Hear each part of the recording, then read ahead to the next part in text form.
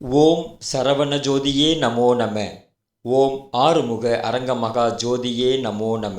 ஓங்கார குடிலாசான் குருநாதர் தவத்திரு ஆறுமுக அரங்கமகா தேசிக சுவாமிகளின் 91வது அவதார திருவிழா.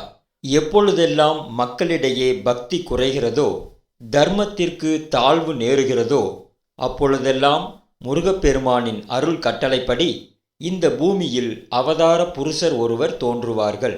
முருகப்பெருமானின் கட்டளை நியதிப்படி சித்தர் மகாசபை தேர்வு செய்த கலியுக அவதாரமே நமது ஓங்கார குடிலாசான் ஆறுமுக அரங்கமகா தேசிக சுவாமிகள் ஆவார்கள். குருநாதரின் அவதார திருநாள் யுவ ஆண்டு மார்கழி 29ஆம் தேதி 13/1/1936 திங்கட்கிழமை. அவதார நோக்கம் தர்ம ஞான நெறியை மக்களுக்கு உபதேசித்து அந்த நெறியின் எளிய வழியான அன்னதானத்தை பயில்விப்பதே ஆகும். ஆன்மாவிற்கு ஆக்கத்தை தருவது அன்னதானமே. அன்னதானமே நமது இல்லற வாழ்விற்கும் தவ வாழ்விற்கும் பேரின்ப வாழ்விற்கும் துணையாக இருக்கும்.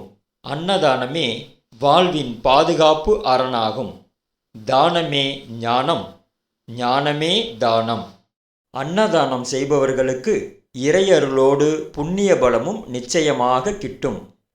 புண்ணியம் செய்வார்க்கு பூவுண்டு நீருண்டு, அண்ணல் அது கண்டு அருள் புரியா நிற்கும். எண்ணிலி பாவிகள் எம் இறை ஈசனை நன்னறியாமல் நழுவுகின்றாரே.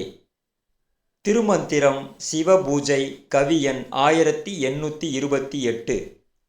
புண்ணியம் செய்வார்க்கு பூவுண்டு நீருண்டு என்னும் மகான் திருமூலர் வாக்கிற்கு ஏற்ப புண்ணியம் செய்பவர்களுக்கே பூமி வளமும் நீர் வளமும் கிடைக்கப்பெற்று அருட்பெருஞ்சோதி ஆண்டவரின் ஆசியோடு வளமாக வாழ்வார்கள். அன்னதானத்தை பற்றி நமக்கு விழிப்புணர்வை ஏற்படுத்தி அன்னதானம் செய்தால் இறையருள் நிச்சயம்.